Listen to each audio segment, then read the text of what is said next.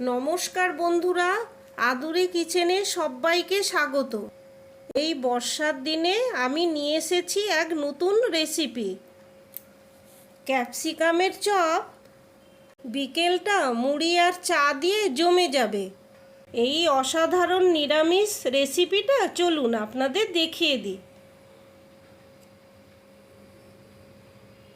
Capsicum chop বানানোর জন্য প্রথমে আমি আলুর পুরটা বানিয়ে নিচ্ছি। কড়াইতে তেলটা দিয়ে দিলাম।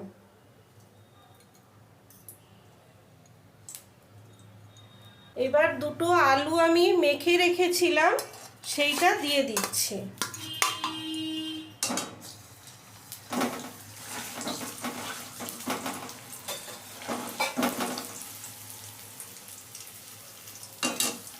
এবার লঙ্কা কুচি দিয়ে দিচ্ছি, কাঁচা লঙ্কা কুচি। নারকেল কুচিয়ে রেখেছিলাম সেটা দিয়ে দিচ্ছি। ভাজা চিনে বাদাম গুঁড়ো করে রেখেছিলাম সেটা দিয়ে দিলাম। আদা থেতো করে রেখেছি সেটা দিয়ে দিলাম। একটু জিরে গুঁড়ি দিয়ে দিচ্ছি। নুন স্বাদ মতন দিয়ে দিচ্ছি। ধনে পাতা কুচিয়ে রেখেছিলাম সেটা দিয়ে দিলাম। এইবার ভালো করে এটা ভেজে নেব আলুটা।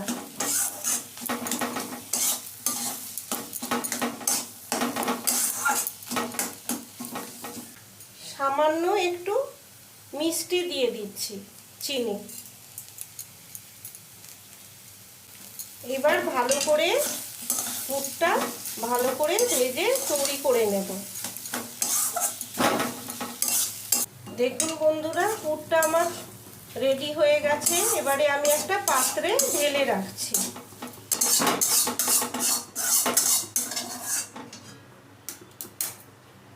এই পুরটা একটু ঠান্ডা হোক, আমি এবারে একটু এর ব্যাটারটা তৈরি করে নিচ্ছি।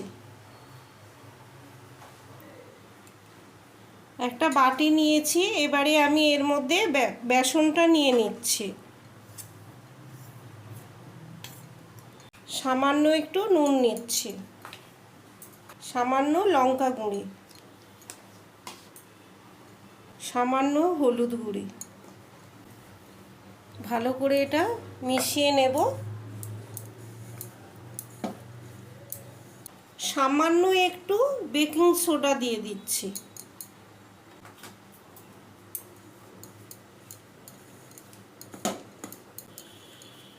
ভালো করে মেখে নিলাম।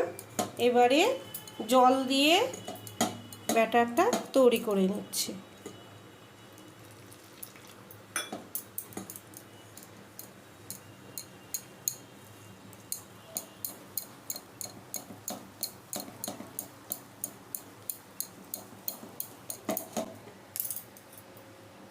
ভালো করে ফেটাতে হবে।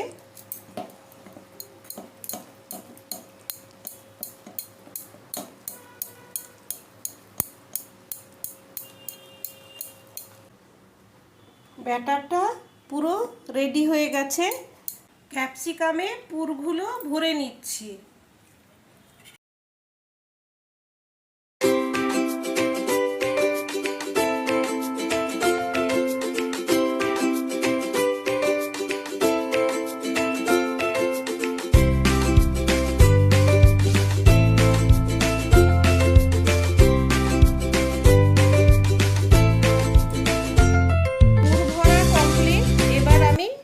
ভেজে নেব।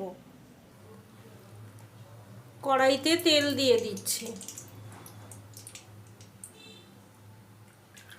এই চপটা একটু ডোবা তেলেই ভাজবো।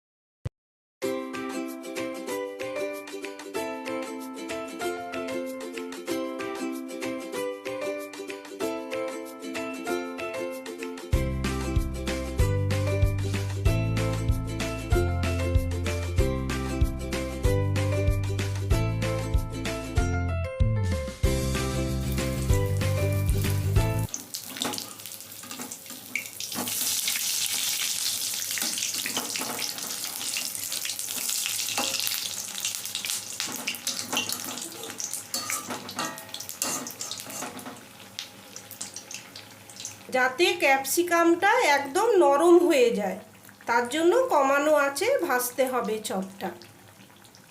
আমার এই চপটা হয়ে গেছে, আমি এবারে নামিয়ে নিচ্ছি।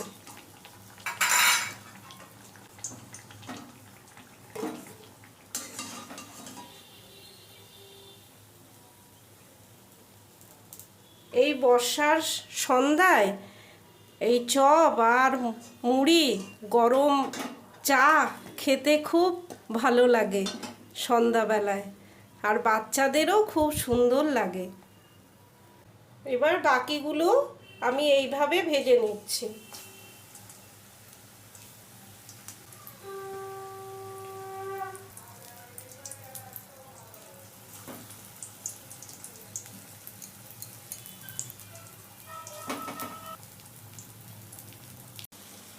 বাকি চপগুলো আমার হয়ে গেছে, এবারে একটা পাত্রে নামিয়ে নিচ্ছি সব।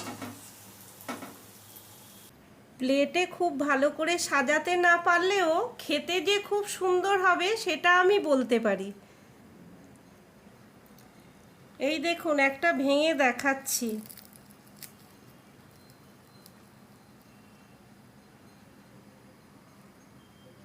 দেখুন কি সুন্দর ক্যাপসিকামগুলো সেদ্ধ হয়েছে।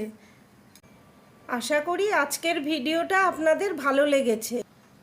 রেসিপিটা বাড়িতে বানিয়ে আপনারা খেয়ে দেখুন, আর আপনারা কমেন্ট করে জানান কেমন লাগলো। আর আজকের ভিডিওটা কেমন লাগলো আমাকে কমেন্ট করে জানান। ভিডিওটা ভালো লেগে থাকলে লাইক, শেয়ার ও সাবস্ক্রাইব করে পাশে থাকবেন। ধন্যবাদ।